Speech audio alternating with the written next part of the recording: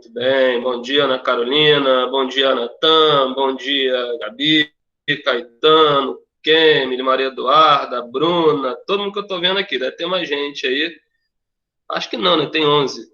Poucas pessoas na sala, né? Mas bom dia. Sejam todos bem-vindos aí mais uma vez, tá? Vamos ver se de repente, aos poucos aí... Fala, Ana Carolina. Bom dia, bom dia. Pode falar que eu falo sim. Pode perguntar. Bom dia, Bruno. Bom dia, bom dia.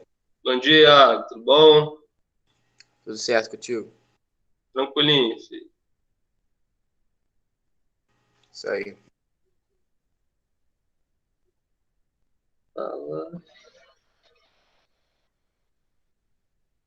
Repete, Ana Carolina, que eu não ouvi. Não, quer dizer, não ouvi, olha só. Ela Não pediu pra li. falar festa em Ipanema, meu amor. Festa em Ipanema? O que é isso? Festa em Não Ipanema. sei, é de um filme, é de um filme. Não repete não, é brincadeira. Não repete não vai nada de cara não. É porque eu tô assim, ó, que você não faz. De repente, se algum código aí pra entrar em alguma sala de saliência aí, ó lá, hein? Olha só, hein? Isso é do filme Rio, é do filme dos passarinhos azuis. É o quê? Das ararinhas. É do filme das É ararinhas. do filme azuis. que tem as ararinhas azuis, que tem festa no Rio e etc. Você nunca viu esse filme? Eu não. Que filme é esse, gente? Caraca, Wexley. Leva o nome do Rio de Janeiro. É Rio, literalmente. O Bailarina é Rio, Azul? Ararinha, arara, Bailarina Azul. pássaro. Ah, tá. Que boa. Ah, Cara, tá. como é que você tá com o ouvido bonzinho aí? Não, mas, pô, o áudio às vezes não ajuda, né, filho? Aí tem um monte de fatores aí. De um filme chamado Rio, pô. O filme eu já vi. Rio eu já vi 500 mil vezes. Filme eu já vi, pô, mas não... Então, Enfim. não tem um periquito amarelo com uma tampinha de garrafa na cabeça? Então, aí ele fala essa frase. É ele que fala essa frase. Aí do nada todo Entendi. mundo começou a repetir. Entendi mais ou menos. Olha só, gente, sexta-feira tem disso, né? Mas vamos lá. Isso só acontece na 91. Vamos lá, bom dia para vocês, tá? Bom dia para todos. Sejam todos bem-vindos mais uma vez aí, tá? Espero que todos vocês. O Princeso da Titi. Essa. Bom dia, bom dia, bom dia. Hoje a gente começou num fire. Pois é. Vamos lá. Princesa é ótimo, né? Vamos lá. Estou, se eu não me engano, com vocês na página 392, cara. Tem um exercício para... Isso, obrigado, Kemi. Obrigado, meu anjo. Página 392 393. Vamos lá, galera. Vamos corrigir essa bodega aí, que aí a gente já segue o conteúdo, tá bom? Vamos lá. Eu não sei se vocês fizeram, se tentaram fazer, mas vamos lá, vamos corrigir isso daí. Página 392, quem ainda está se organizando, vamos lá, vamos lá. 392, Módulo 3 ou módulo 4, Wexley? Oi, Iago, desculpa. Módulo 3 ou módulo 4? É o módulo 3, filho, módulo 3. Tranquilo. Vamos lá, para quem está chegando aí, bom dia. Para quem chegou, eu não tinha falado ainda, sejam todos muito bem-vindos. Bom, vamos lá que hoje é sexta-feira, o sol está aparecendo, querendo aparecer. Vamos embora.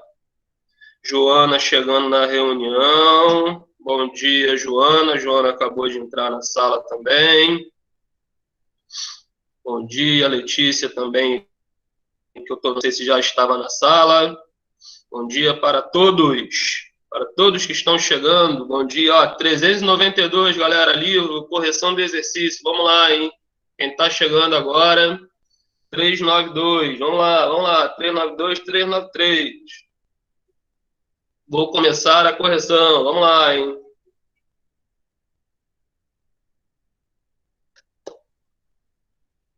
Lá vou eu, hein?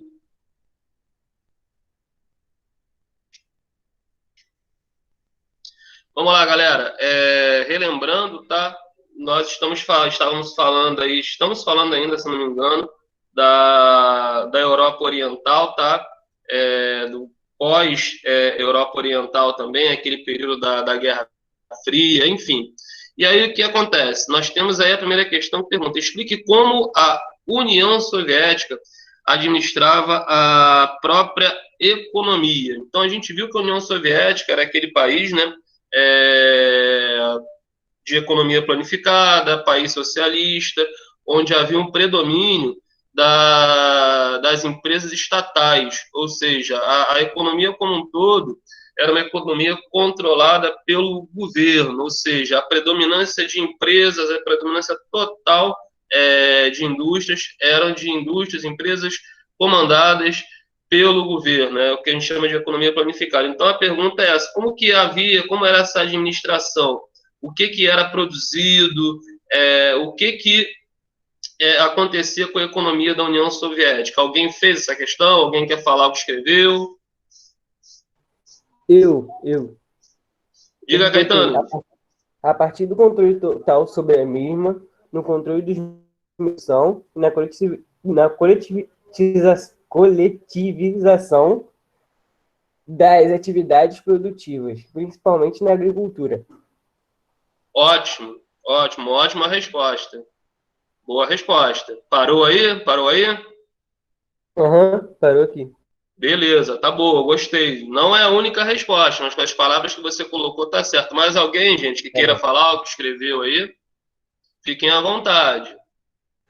Repeat, please. Vamos lá então, o menino do inglês. Eu vou fazer o seguinte, eu vou colocar. Se vocês colocarem, quem ouviu o Caetano, aquele esquema. Se a resposta ficou próxima do que o Caetano escreveu aí, pode deixar, tá? Agora, quem quiser, eu vou falar aqui a nota que vai servir um modelo, que fique bem claro, não é a única resposta, tá? Existem várias formas de responder isso aí de maneira correta. Vamos lá, então. O governo soviético, anota aí quem quiser, o governo soviético,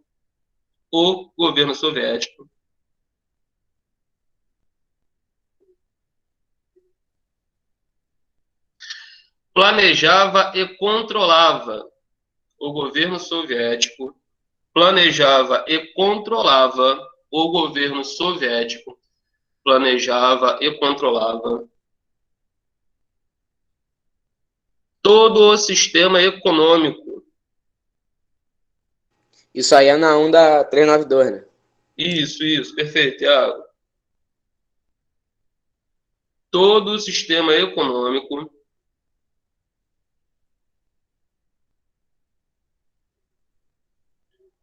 vírgula, todo o sistema econômico, vírgula, desde o processo de produção, todo o sistema econômico, vírgula, desde o processo de produção,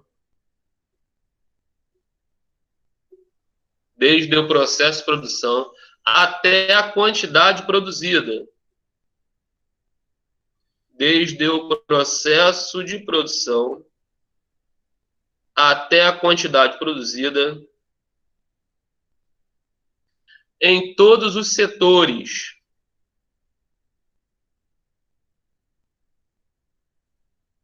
Do processo de produção até a quantidade de quê?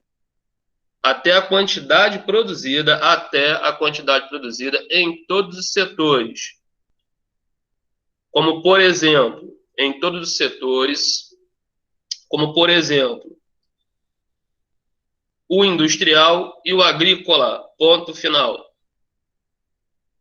Em todos os setores, como, por exemplo, o industrial e o agrícola, ponto final. Tamo junto, valeu. Valeu, show. Conseguiram acompanhar todos? Sim. Vamos lá, então. A questão 2. A questão 2 está assim. Do ponto de vista geopolítico, a Guerra Fria dividiu a Europa em dois blocos. Essa divisão propiciou a formação de alianças antagônicas de caráter militar, como a OTAN, que aglutinava os países do bloco ocidental, e o Pacto de Varsóvia, concentrava os do bloco oriental. É importante destacar que na formação da OTAN estão presentes, além dos países do Oeste, Estados Unidos e o Canadá. Esta divisão histórica atingiu igualmente o âmbito político e econômico, que se refletia na opção entre os modelos capitalista e socialista. Essa divisão europeia ficou conhecida como a resposta correta à letra A, cortina de ferro, ou seja, era aquela área bem assim, não era um muro propriamente dito, né, nem uma cortina, ninguém entendeu uma cortina lá, mas esse nome aí foi dado porque era aonde começava e terminava a Europa capitalista e onde começava e terminava a Europa socialista. Tá? Então, essa divisão aí ficou conhecida como cortina de ferro, letra A. Ok? Tranquilo nessa? Vamos para a 3, então, pessoal. A 3. Quais fatores levaram à decadência econômica e política da União Soviética a partir da década de 1970? A gente viu isso na semana passada. A União Soviética, ela, para a Segunda Guerra Mundial, né, quando se formou, ela estava indo bem, atraiu até muitos países que quiseram se tornar socialistas por causa da União Soviética, mas a partir da década de 70, os erros que a União Soviética cometeu começaram a ser percebidos. Então, não existe um fator, existe uma série de fatores que levaram ao seu enfraquecimento e ao seu desmonte, ao seu fim, no início da década de 1990. Alguém conseguiu fazer a 3? Eu consegui. Vamos lá, Caetano, por favor. Crise política, pois havia muita corrupção em seu meio. Crise econômica, pois teve atraso da Revolução Industrial devido aos altos gastos em armamentos. Crise social, pois havia fome e pobreza para uma grande parte dos russos. Perfeita resposta. Parabéns. Muito boa, Caetano. Muito bom. É isso aí. A resposta do Caetano está perfeita, tá? Quem ouviu o que o Caetano escreveu e fez parecido, pode deixar. Então, assim, como eu falei aqui, não foi um único fator, foi uma série de fatores. Crise política por causa da corrupção, aquela ideia, né, de país igual para todo mundo. Isso nunca existiu, tá? Porque você tinha uma galera que se dava bem, tinha uma elite na antiga União Soviética, num país que estava cheio de problemas, você tinha uma parcela da população que vivia muito bem. Então, essa igualdade defendida, né, lá na Revolução Russa, isso não existiu na União Soviética.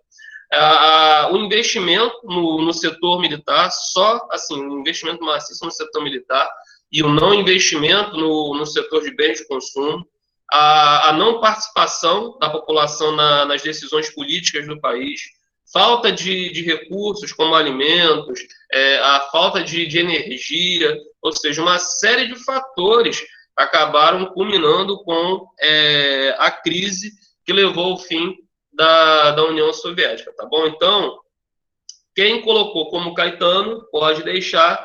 Vou falar aqui alguns dos motivos. Quem quiser anotar, pode anotar aí também, tá bom? Então, vamos lá. Baixa produtividade agrícola. Pode anotar aí. Baixa produtividade agrícola, vírgula. Baixa produtividade agrícola, vírgula.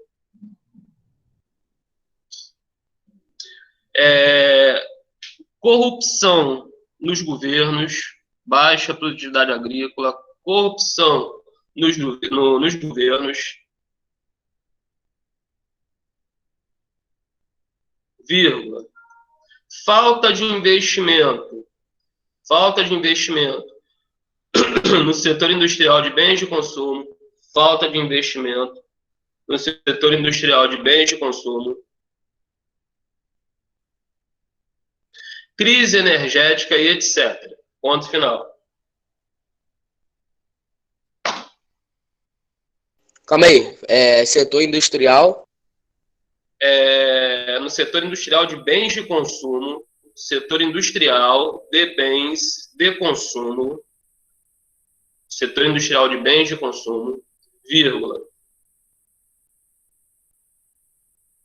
Crise energética e etc. Ponto final.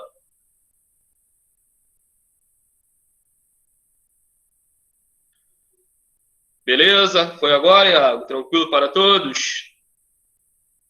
Foi. Show. Beleza, vamos lá então. Galera, questão 4, já estou na página 393. Hein? Vamos lá. Número 4.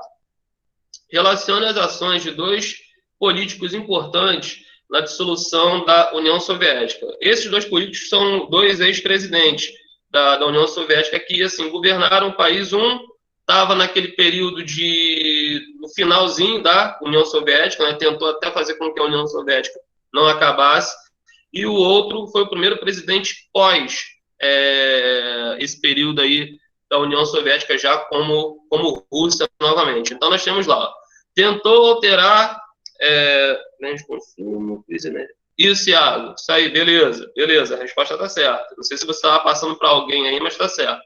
Vamos lá, então. Continuando aqui a 4. Show. Obrigado, então. Valeu. Tentou alterar o modelo econômico e político da União Soviética, empreendendo duas reformas paralelas com o objetivo de revitalizar a economia, sistema político soviético. As reformas não atingiram seus objetivos e intensificaram a crise no país.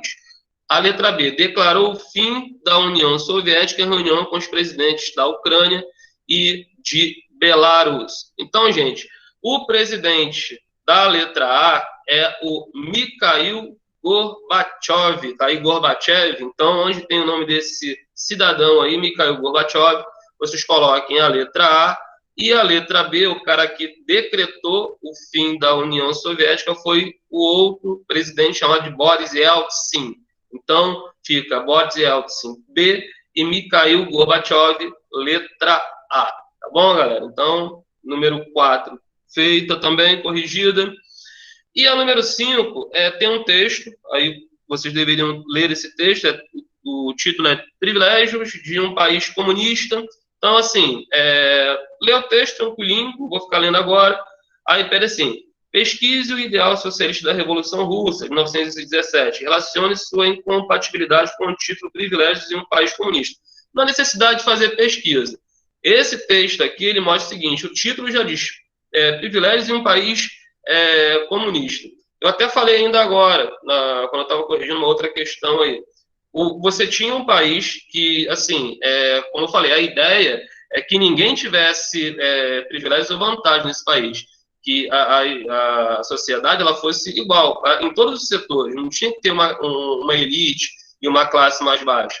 Só que isso não aconteceu, isso foi um dos fatores, inclusive, que fez com que a população, de uma forma geral, começasse a questionar o sistema socialista. Porque aquela ideia de que os direitos seriam iguais para todos, aquela ideia que foi vendida, na prática ela não acontecia, porque enquanto você tinha pessoas que estavam passando fome, pessoas que estavam morrendo de frio, porque não tinha um sistema de aquecimento em locais onde as temperaturas ficam abaixo de zero durante boa parte do ano, você tinha gente andando de limusine, se alimentando muito bem, morando em casas super confortáveis. Então, isso tudo aí foi algo que ia totalmente contra as ideias da Revolução de 1917, a Revolução Russa. Então, isso acabou impulsionando, servindo de combustível para que a população ficasse insatisfeita com a ideia do socialismo e quisesse o fim, né, apoiasse o fim daquele sistema e começasse a pressionar o governo para que algo fosse feito. E foi o que aconteceu, né? A pressão foi grande, tanto que aquele sistema acabou caindo, indo por água abaixo, né? E o país que era socialista se tornando um país capitalista. Tá bom, gente? Então, aqui, assim, não tem uma resposta pessoal, tá? Não vou ficar aqui, tem que escrever isso. Não, depois, quem não fez essa, seria bom ler texto aqui, dar uma base legal. Claro, querendo buscar outras informações sobre isso, fiquem à vontade. Eu acho até legal vocês estarem buscando outras fontes também para estar enriquecendo esse assunto. Até porque, como a gente está em casa, quanto mais vocês buscarem sobre esses assuntos que a gente está falando aqui, melhor. Até porque eu tenho 1 hora para estar falando com vocês aqui, infelizmente eu não consigo falar tudo que eu queria. Eu tenho que estar dando uma acelerada, até porque eu tenho que seguir um cronograma. Por isso que é bom, quando surgem questões como essa aqui, que vocês realmente tentem buscar fazer essas pesquisas e trazer para a aula, porque quando vocês trazem as dúvidas, as perguntas, aí eu tenho a oportunidade está respondendo, e aí acaba enriquecendo mais essa nossa aula. Então, aqui é isso, mas eu estou dando as ideias centrais para vocês, do que poderia ser feito aqui como resposta. Aí vocês falarem sobre isso. E, na verdade, na antiga União Soviética, você não tinha essa igualdade de classes que foi defendida. Você tinha uma parcela da população que tinha um padrão de vida muito bom, e uma grande parcela, maior parte da população russa, o povão, vamos dizer assim, estava passando um perrengue danado e começou a questionar, pressionar para que mudanças fossem feitas. Tá bom, galera? Então, quem não fez essa, depois, com calma aí, faz, beleza? Vamos seguir, então, com o nosso conteúdo. Página 394, galera. 394, Europa Oriental pós-1991. Europa Oriental pós-Guerra Fria, ou seja, Europa Oriental depois que a Guerra Fria acaba. Vamos lá, então, galera. Aquele negócio, né? Depois que a Guerra Fria acaba, a gente já tinha falado sobre isso aí na aula anterior, né? A antiga União Soviética, ela deixa de existir, transforma em Rússia. Vários estados que faziam parte da União Soviética vão se tornar países independentes. Só que aí é aquele negócio, né? A Europa Oriental era economicamente e socialmente inferior à Europa Ocidental. E estava saindo de um sistema e tentando implementar mudanças. Isso não aconteceu só com a Rússia, todos os países se tornaram independentes após esse período aí também passaram por esse processo. Então, após 1991, a Europa Oriental passou por uma crise, já vivia uma crise, tá? Grande, e essa crise ela aumentou. Porque você estava implementando mudanças políticas, mudanças econômicas em países, em territórios que estavam passando por problemas de falta de alimentos, falta de oportunidade de emprego. Então, esse processo de mudança ele foi muito, muito complicado no início, né, nos primeiros anos. A década de 90, vamos dizer assim, ela foi muito difícil para todos esses países que faziam parte da União Soviética, né, os países da Europa Oriental, e claro que com a Rússia não foi diferente. A Rússia passou um perrengue danado. De 1991 até 2000, a economia russa teve uma queda absurda. Então, esse presidente que assumiu o governo russo, que governou, né, durante essa primeira década, aí, se eu não me engano, ele ficou 2 mandatos, ele segurou assim, um problema muito sério nas mãos. E assim, tentou, claro que durante a década de 90, a Rússia ela foi se transformando, foi deixando aquele sistema socialista de lado. Só que isso aí, foi o que eu falei, foram 3, 4, 5, 6 décadas de um país vivendo em um sistema. Então, as mudanças, professor, mas em 91, em 92, 93 já devia estar tudo resolvido. Não foi assim. Você teve que mudar muita coisa. Você começou, e detalhe, como o país era um país estava se tornando um país capitalista, e era um país que até então tinha uma economia baseada na estatização, ou seja, empresas controladas pelo governo, o país necessitava o quê? De investimento de fora, até de investimento tecnológico, coisa que em alguns setores a Rússia não tinha. A Rússia sempre foi muito forte no setor militar, só que nos outros setores, aquilo que a gente tinha visto aqui anteriormente, na parte de bens de consumo, ela precisava de investimento, ela não tinha essa tecnologia. E ela precisava atrair investidores, pessoas que quisessem, que estivessem interessadas em entrar em seu território. Para isso, o investidor tinha que ter garantia, porque mesmo com o fim da União Soviética, o empresário olhava a Rússia com o pé atrás, assim, será que esses caras aí não vão voltar para aquele sistema anterior? Porque havia um tema muito grande assim, tá? Eu sou um empresário, a Rússia virou um país capitalista, tá? Eu vou lá e faço um investimento no país, joga uma grana lá e de uma hora para outra acontece uma outra revolução lá, o país volta a ser socialista e aquele investimento mesmo vai ficar todo para eles.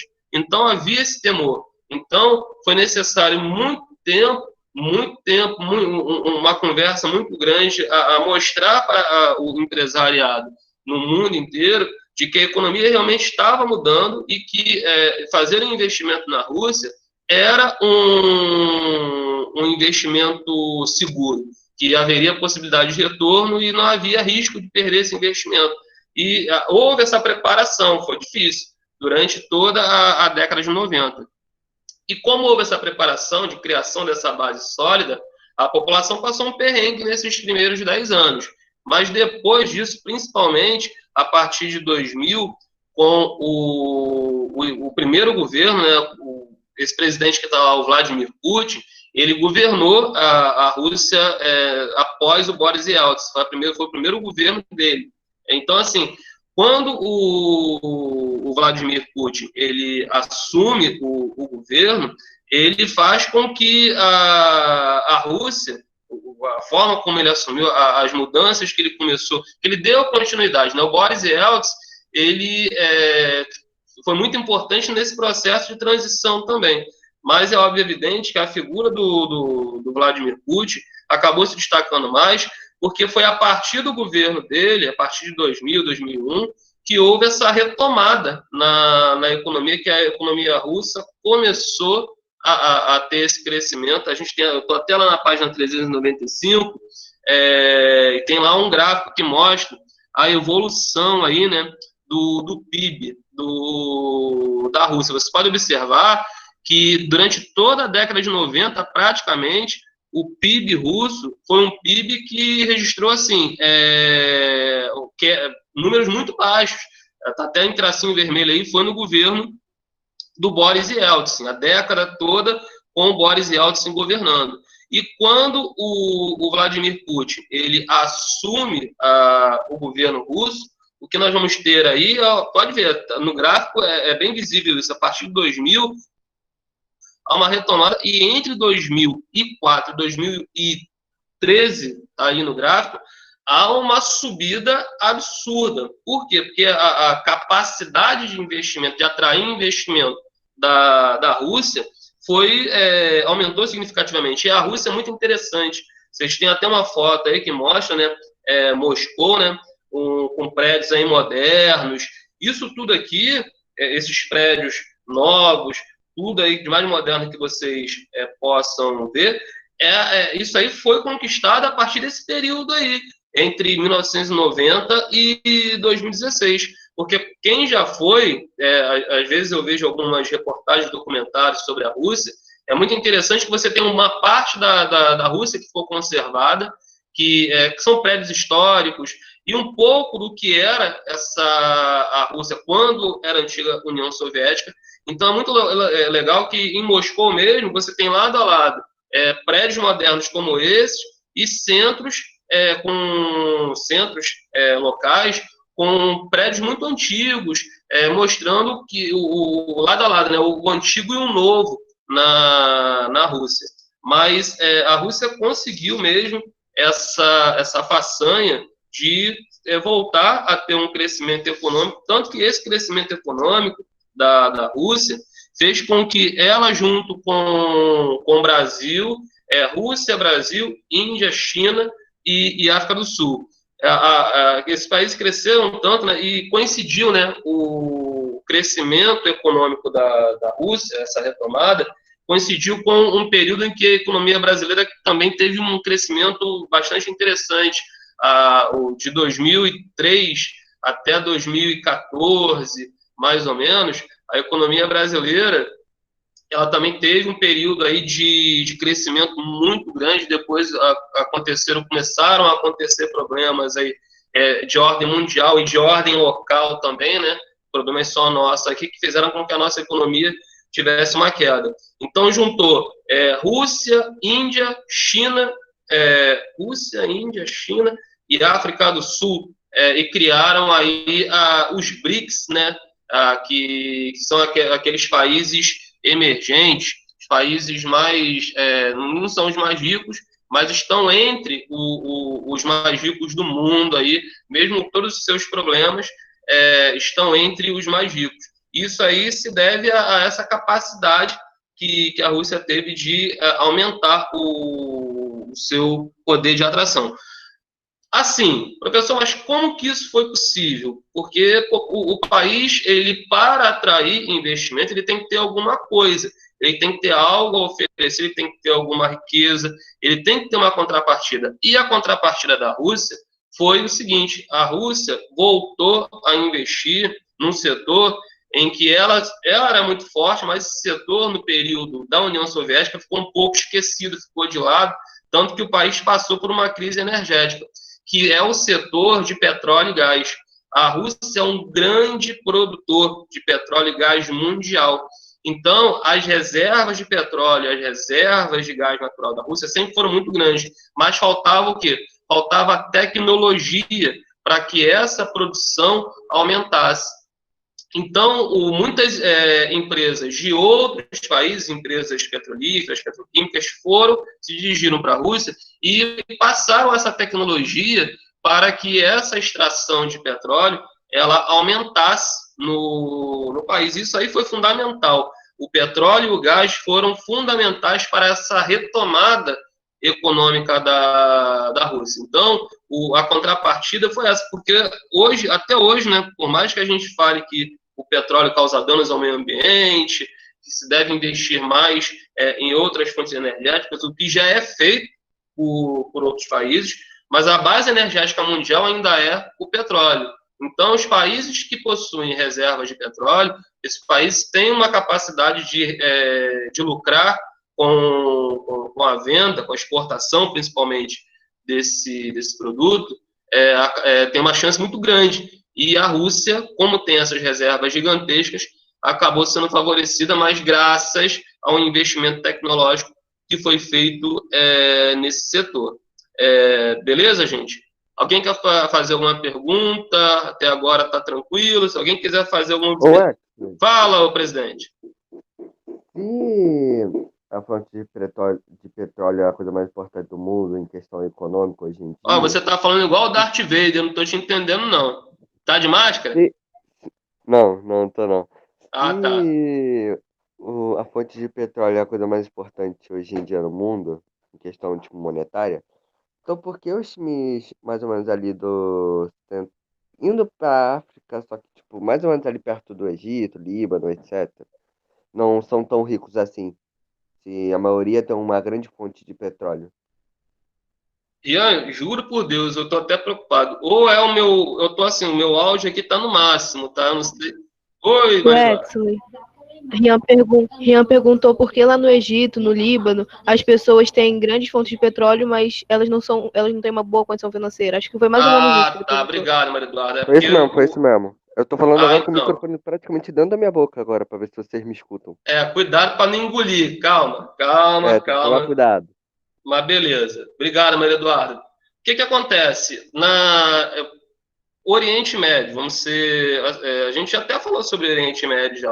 No Oriente Médio você também tem uma produção, a maior produção, diga-se de passagem, de petróleo no mundo, mas a gente viu que lá o lucro gerado pela produção de petróleo é muito concentrado, gente. A gente já viu isso, ou seja, a riqueza produzida pelo petróleo, ela fica na mão de poucas pessoas. Entenderam? Então, assim, você tem elite em todos os países do Oriente Médio que são produtores de petróleo, que, assim, vivem muito bem. Você tem, no Oriente Médio, você vai encontrar, ou observar facilmente os contrastes. Você vai andar por cidades do Oriente Médio, onde você vai ver tudo que há de mais moderno, em tecnologia, e você vai, no mesmo país, em outras cidades, você vai ver pessoas vivendo de forma precária, e é a maioria da população. Então, no caso deles, lá nessa região onde você falou aí, na sua dúvida, a questão toda é essa, é a riqueza concentrada na mão de poucas pessoas.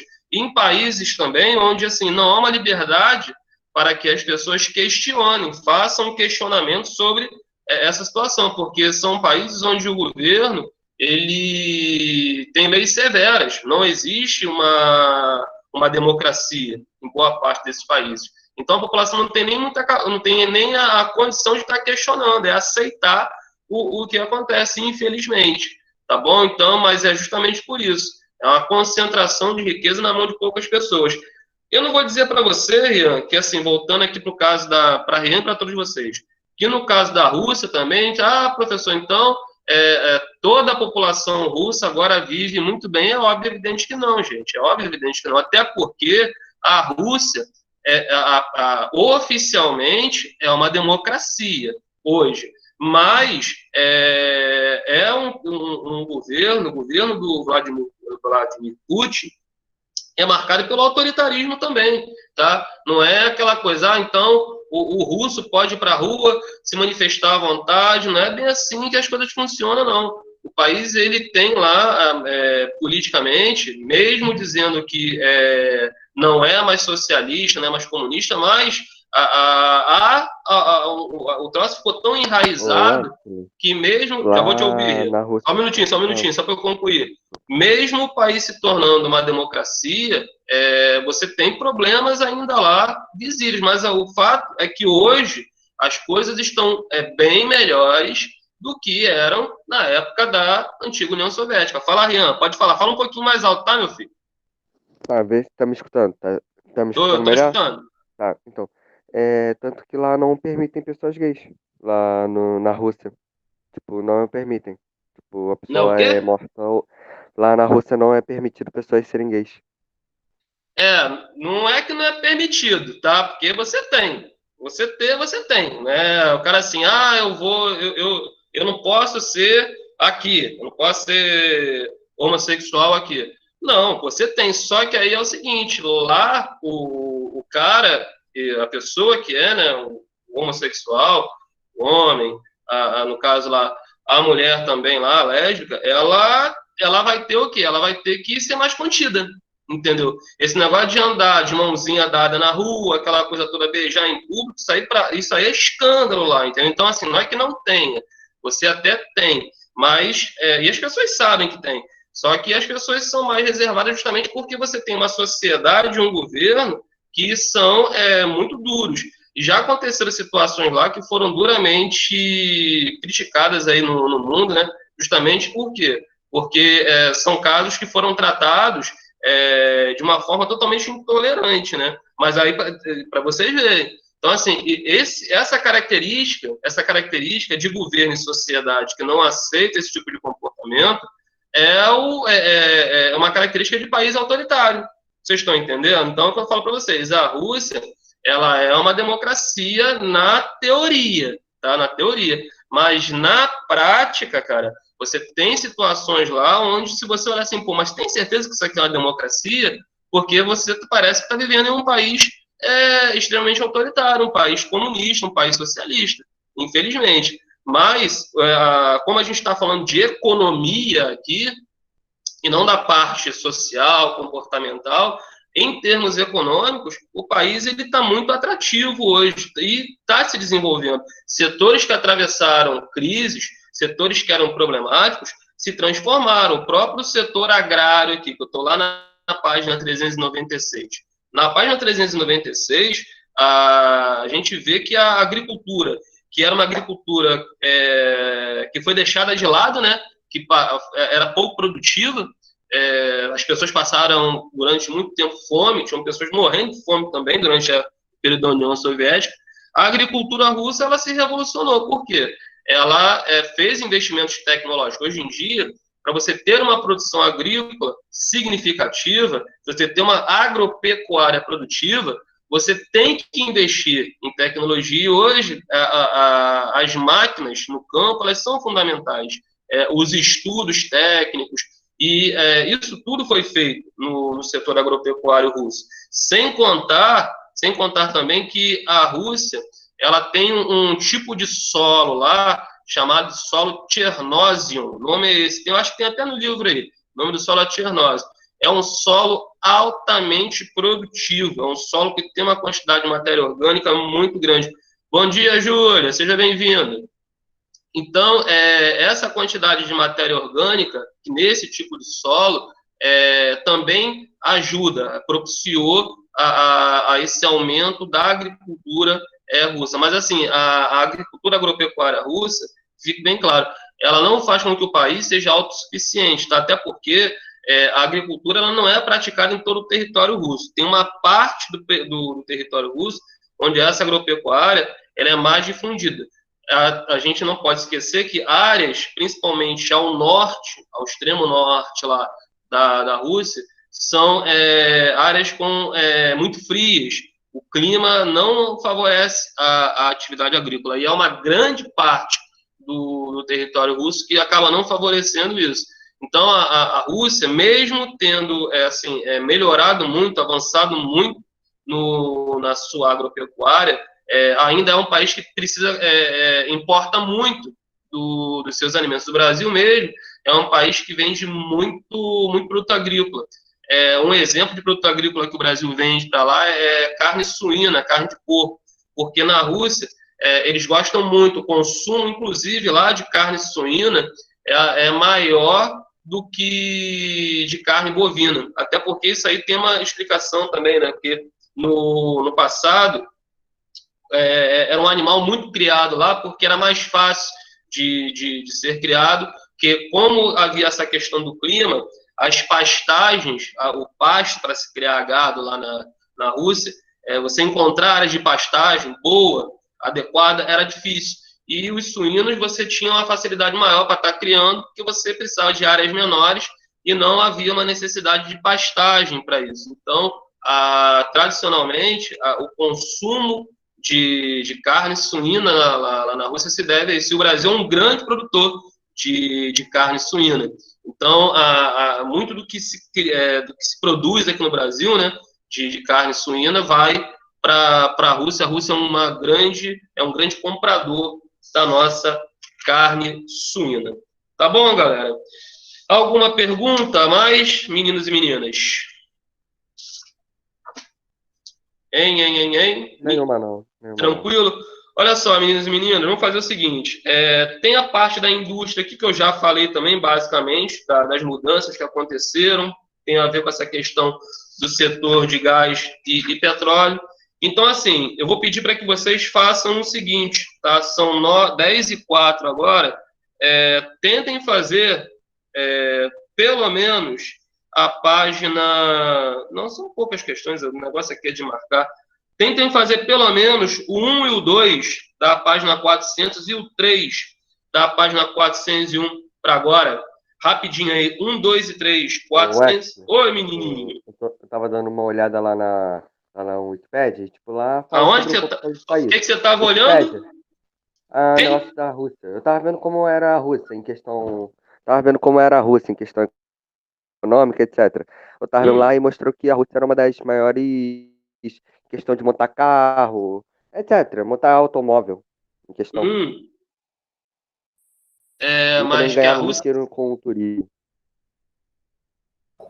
Que Qual a é a Rússia... página? Ô, Maria Eduarda, a página é 400 e 401. Você podia traduzir de novo? Ele falou que estava vendo como era a Inglaterra, eu acho que era isso. Mas eu também não entendi muito bem. Petição para reescrever. Calma aí. Deixa eu... Meu filho, onde é que você tá botando esse microfone, rapaz? Que você vai me responder, hein? Cara, eu tô falando com o microfone perto da boca. Mas Agora de vocês estão me repente você escutando? tá falando... Vai, melhorou. Tá, vamos. Eu tô falando que eu tava vendo lá, tava pesquisando sobre a Rússia. Agora. Aí. Fala, pomba! Calma aí, eu tô trocando de fone. Agora sim. Cadê esse menino, gente? O cara tá falando do nada. Tá bom, não sei se vai dar pra me escutar melhor agora, mas Tá vamos ótimo. lá. Tá dando pra escutar melhor? Muito bom agora. Tá. Então, eu tava dando uma pesquisada, Rússia, e tipo, a Rússia é uma das maiores em questão que ganha com o turismo e com a questão de montadoras. Só Agora. pra colocar. Agora. Mas não, sim. O que acontece?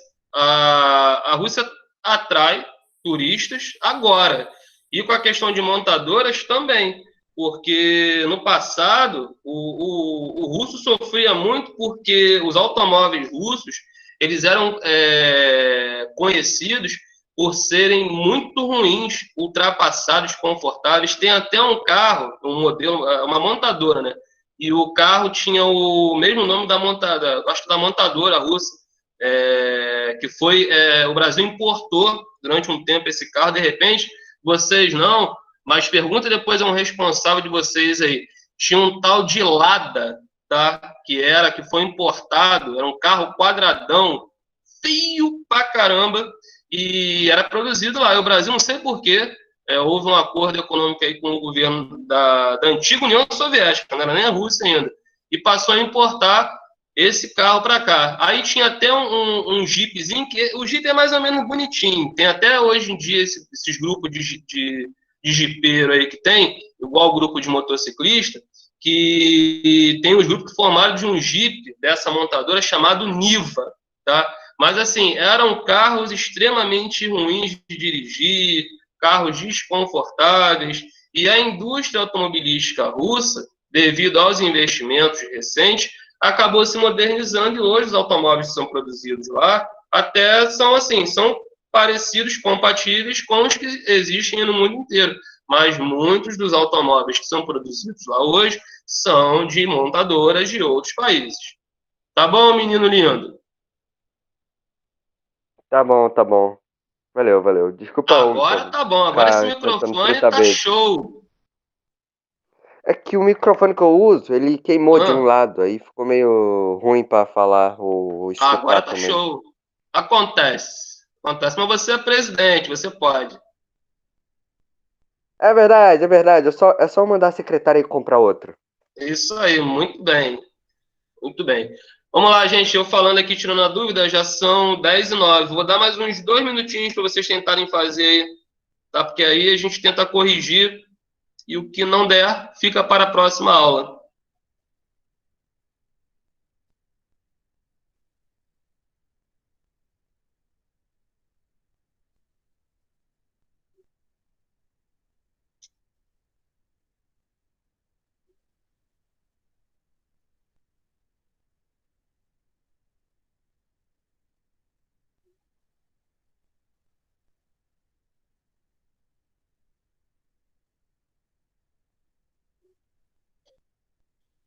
Qualquer dúvida, perguntem, por favor. Vocês têm que perguntar, tem que fazer que nem o presidente, tem que perguntar. Tentou dúvida, pergunta.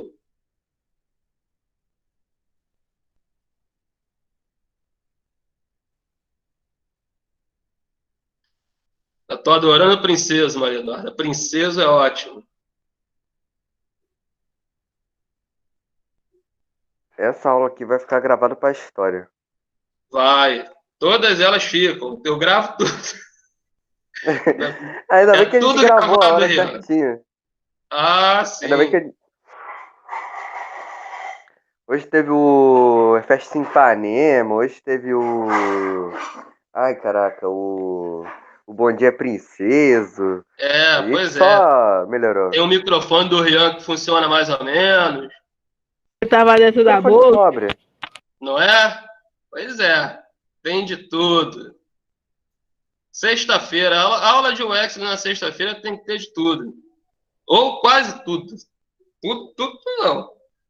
Tem que ter de tudo mais um pouco. Pois é.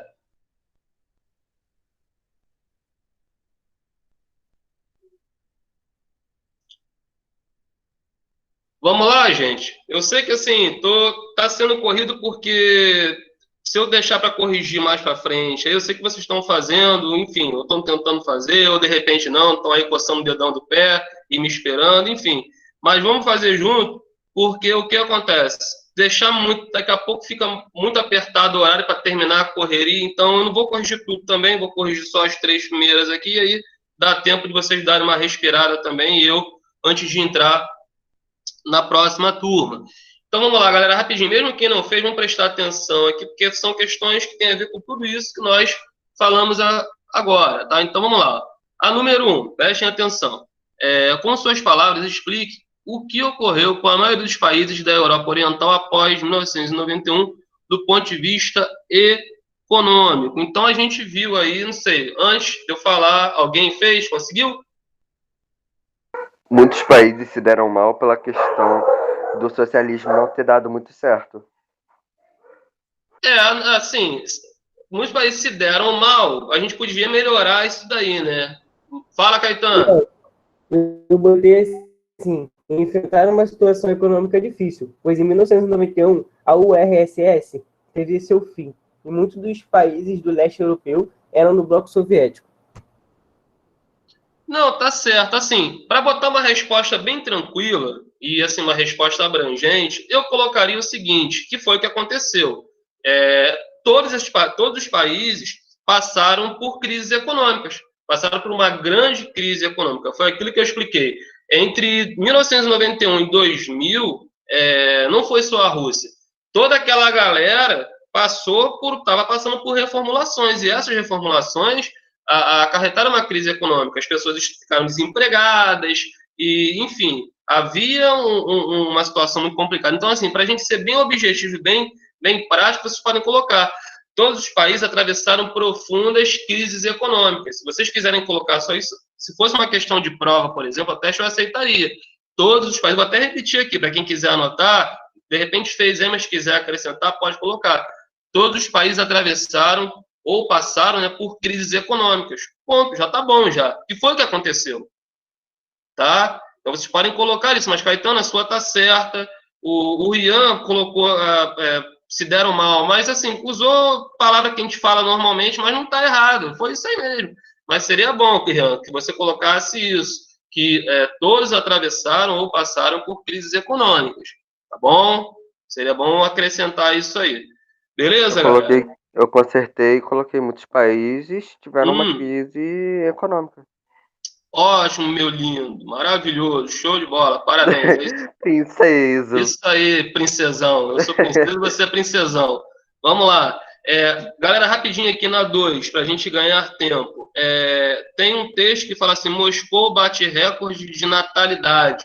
Ou seja, o país, ele, depois dessa retomada, houve aí um pessoal, acho que se animou, né?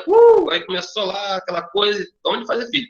E aí o que acontece? Vocês tinham que ler esse texto pequenininho aí, né? E nós temos assim, ó, relacionadas à notícia dada, considere as afirmações 1, 2 e 3. Aí tem as afirmações aqui que vocês deveriam ler, eu vou me adiantando aqui. As que estão corretas, vocês deveriam marcar a letra B. 2 e 3 estão corretas, tá? Então, a 2, vou até ler aqui. A baixa natalidade comum a diversos países europeus é um fator que preocupa as autoridades do país em relação à sustentabilidade do sistema previdenciário, a reposição de mão de obra. E a número 3, além da questão socioeconômica, há questões étnicas e religiosas, pois muitos russos se preocupam com o maior ritmo de crescimento demográfico entre minorias de religião islâmica, o que poderia acentuar conflitos e tensões já existentes no país. Tá bom? Então, marquem aí. Na semana que vem, eu vou voltar aqui, porque tem duas situações aqui importantes a serem explicadas, e rápido assim, não tem como explicar. Mas podem marcar aí, tá? A letra B, 2 e 3 estão corretas. Beleza? E para finalizar, nós temos lá, aí já na página 401, o número 3. A Rússia possui a maior extensão territorial do planeta, mas grande parte do seu território se situa próximo ao Círculo Polar Ártico. Como as condições climáticas são severas, nessas áreas o solo é, de modo geral, improdutivo e as baixas temperaturas impedem o desenvolvimento de gêneros agrícolas. Qual é a principal área produtora de gêneros agropecuários da Rússia? A resposta correta é o quadradinho do meio, segundo. O oeste do país, onde as condições climáticas são favoráveis e ocorre o solo do tipo Chernóbil, aquele solo que eu falei para vocês, de alta fertilidade. Tá bom, meninos e meninas?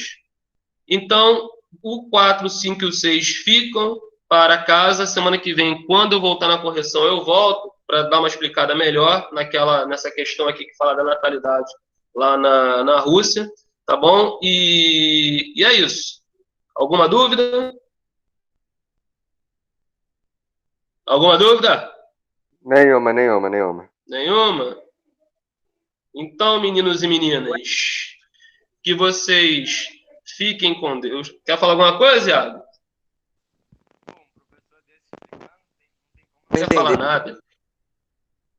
Galera, ó, fiquem com Deus, tá? Que vocês tenham um bom final de semana.